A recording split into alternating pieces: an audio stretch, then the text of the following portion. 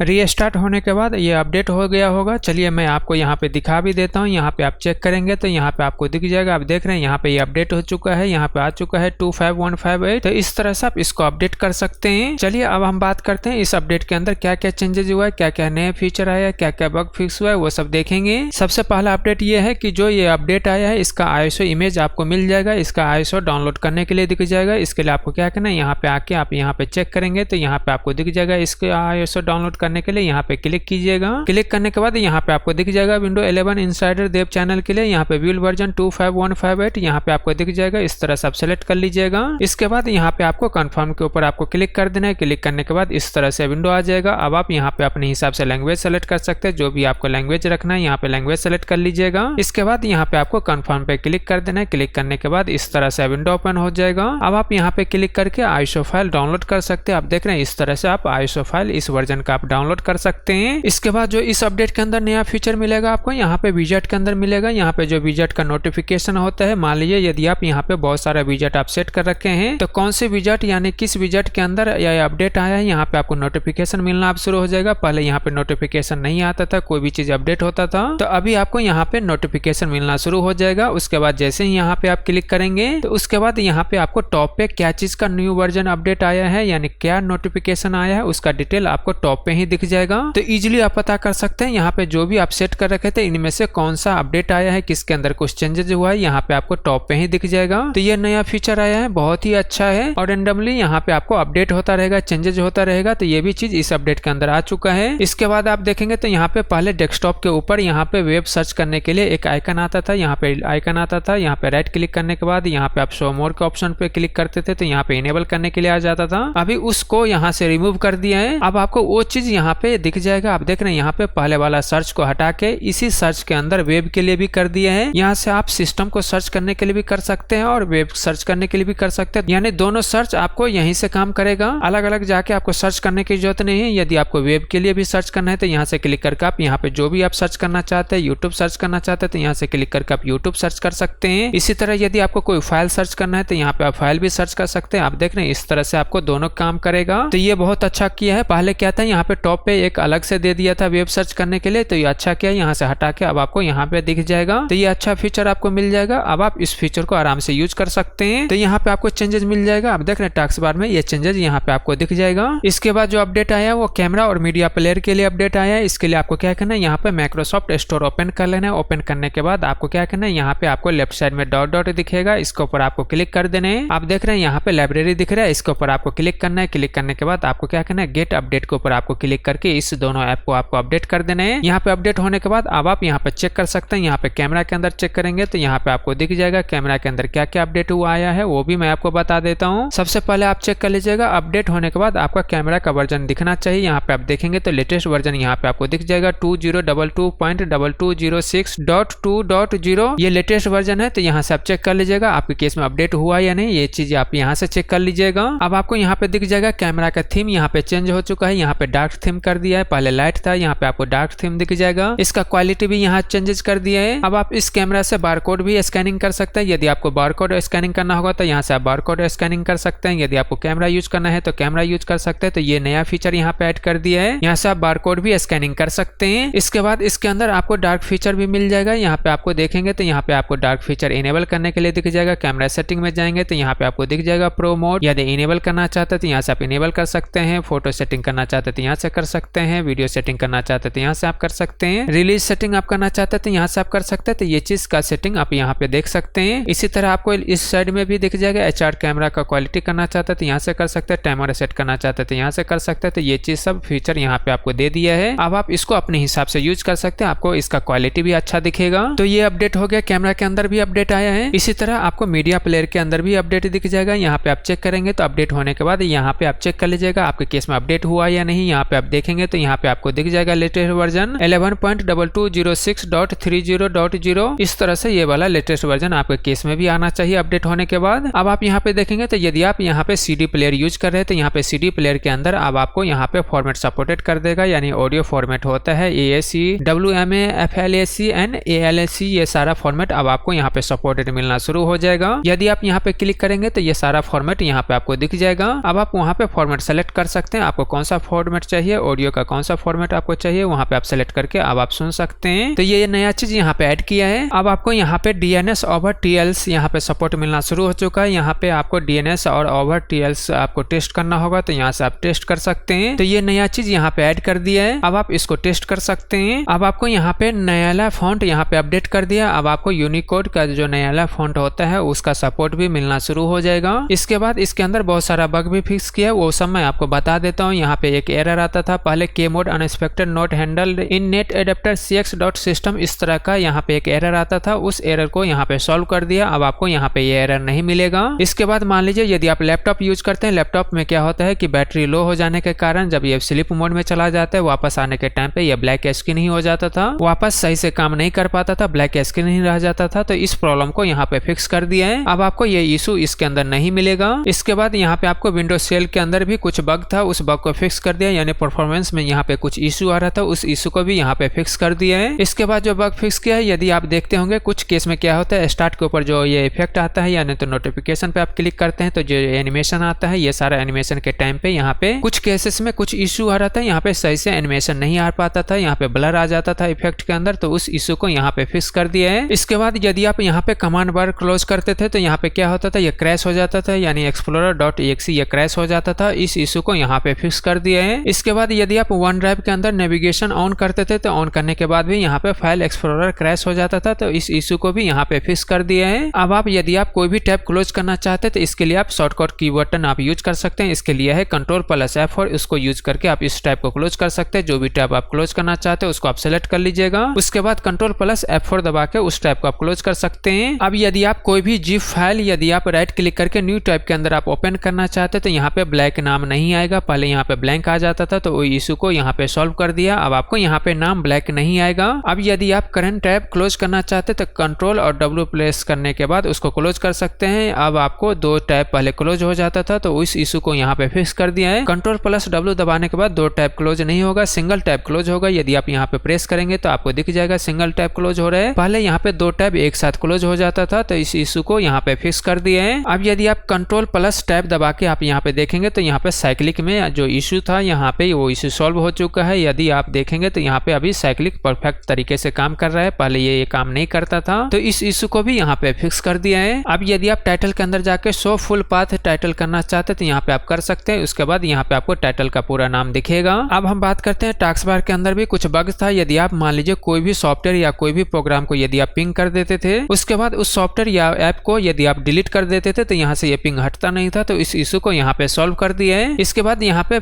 explorer.exe crash होने का issue था, तो उस इशू को भी यहाँ पे फिक्स कर दिया है। अब आप यहाँ पे स्टार्ट पे Ctrl+Shift+राइट एरो क्लिक करके पीनेट प्रोग्राम को आप मूव कर सकते हैं, पीनेट जो फोल्डर होता है उसको आप मूव कर सकते हैं। उसके बाद यहाँ पे स्टार्ट होने के टाइम पे कुछ टाइम पे ये क्रैश हो जाता था, इस इशू को भी यहाँ पे फिक्स कर दिया है। और इसके बाद नरेटो यहाँ पे सही से काम नहीं करता था, तो नरेटो वाला जो इशू था यहाँ पे वो इशू को भी फिक्स कर दिया है। उसके बाद यदि आप यहाँ पे सर्च पे जाकर पावर मोड का यहाँ पे आप सर्च करने की कोशिश करते थे, यहाँ पे पावर मोड इस तरह से आप सर्च करते थे तो यहाँ पे कुछ इशू आ रहा था, तो इस इशू को भी यहाँ पे सॉल्व कर दिया है। सर्च में कुछ यहाँ पे इशू था, तो सर्चिंग का जो इशू था उस इशू को भी यहाँ पे सॉल्व कर दिया है। इसके बाद जो आपको चेंजेस मिलेगा यहाँ पे आप देखेंगे तो नेटवर्क इंटरनेट सेटिंग दिखेगा, इसके ऊपर आप क्लिक कीजिएगा। इसके बाद एडवांस नेटवर्क सेटिंग दिख जाएगा, इसके ऊपर आप क्लिक कीजिएगा। इसके बाद आप देखेंगे तो यहाँ पे आपको दिख जाएगा डाटा यूजेज, इसके ऊपर आप क्लिक कीजिएगा। क्लिक करने के बाद अब आप यहाँ पे देखेंगे तो यहाँ पे एक नया टैब ऐड कर दिया है। यहाँ पे देखेंगे तो सिस्टम एंड विंडो अपडेट के लिए कितना डाटा यूजेज हुआ है, इसको यहाँ पे ऐड कर दिया है। अब आप इजीली पता कर सकते हैं आपके केस में विंडो अपडेट के लिए कितना डाटा यूज हुआ है, यहाँ पे आप इजीली चेक कर सकते हैं। तो ये बहुत ही अच्छा काम हुआ है, पहले पता नहीं चलता था विंडो अपडेट के अंदर कितना डाटा यूज हुआ है, तो यहाँ से आप चेक कर सकते हैं आपके केस में विंडो अपडेट के लिए कितना डाटा यूज हुआ है, यहाँ से इजीली आप पता कर सकते हैं। इसके बाद यहाँ पे लिस्टिंग टू डिवाइस ऑप्शन के अंदर यहाँ पे ऑडियो का कुछ स्टॉप वर्किंग का इशू आता था, यदि आप रिबूट करने पड़ता था तो वो इशू को यहाँ पे सॉल्व कर दिए है। इसके बाद यदि आप ब्लूटूथ एंड डिवाइस के अंदर प्रिंटेड स्कैनर के अंदर आप यहाँ पे आते थे तो यहाँ पे आने के बाद कुछ टाइम के बाद यहाँ पे क्रैश हो जाता था कुछ लोगों को, तो इस इशू को यहाँ पे फिक्स कर दिया है। इसके बाद जो चेंजेस किया है यहाँ पे आप देखेंगे तो इसके अंदर आने के बाद यहाँ पे allow Bluetooth device to find PC इस तरह का यहाँ पे जो ऑप्शन आता है यहाँ पे नहीं दिखता है कुछ टाइम के केसेस में, तो जो इशू था उस इशू को यहाँ पे सॉल्व कर दिया है। इसके बाद यदि आप यहाँ पे क्विक सेटिंग करने के लिए यहाँ पे सर्च करते थे तो यहाँ पे कुछ केस में यहाँ पे क्रैशेस हो जाता था, खासकर जो ARM64 का पीसी है उसके अंदर, तो इस इशू को यहाँ पे फिक्स कर दिया है। इसके बाद यहाँ पे जो वाईफाई का पासवर्ड करने के लिए जो बॉक्स आता है वो यहाँ पे डिसअपियर हो जाता था, था, तो इस इशू को यहाँ पे फिक्स कर दिया है। यानी तो आप यहाँ पे क्लिक करते थे, यहाँ पे जो बॉक्स आता है वाईफाई कनेक्ट करने के लिए, तो उस इशू को यहाँ पे सोल्व कर दिया है। वो अपीयर हो जाता था यानी डिसअपीयर हो जाता था, तो उस इशू को यहाँ पे फिक्स कर दिया है। इसके बाद जो माइक्रोसॉफ्ट एजेस का जो प्रोसेस होता है यहाँ पे परफॉर्मेंस के अंदर यहाँ पे सही से नहीं दिखता था, तो इस इशू को यहाँ पे सोल्व कर दिया। यदि आप यहाँ पे क्लिक करके देखते थे तो इसका जो चाइल्ड वर्जन होता है यानी जो इसके नीचे वाला ये सब पार्ट आता है, ये सही से नहीं आता था पहले, तो इस इशू को यहाँ पे फिक्स कर दिया है। इसके बाद और भी बहुत सारा बग फिक्स किया है। यदि आप वो देखना चाहते हैं तो यहाँ से क्लिक करके आप देख सकते हैं। यहाँ पे आपको अपडेट दिख जाएगा, यहाँ से आप देखेंगे तो यहाँ पे सारा नोट आपको दिख जाएगा, यहाँ से आप नोट पढ़ सकते हैं। यहाँ पे आपको बहुत सारा चीज दिख जाएगा। इसके अंदर बहुत सारा बग फिक्स किया है। इसमें बहुत ही मोटा बग फिक्स हुआ है, बहुत सारा बग फिक्स हुआ है, अच्छा बग फिक्स हुआ है। तो अब आप इसको अपने हिसाब से अपडेट कर लीजिएगा, अपडेट करके इसको चेक कर सकते हैं। पहले से बहुत ही अच्छा परफॉर्मेंस भी मिलेगा, तो इसको जरूर आप अपडेट कर लीजिएगा। और प्लीज गाइस चैनल को सब्सक्राइब करें, लाइक करें, शेयर करें। Thank you.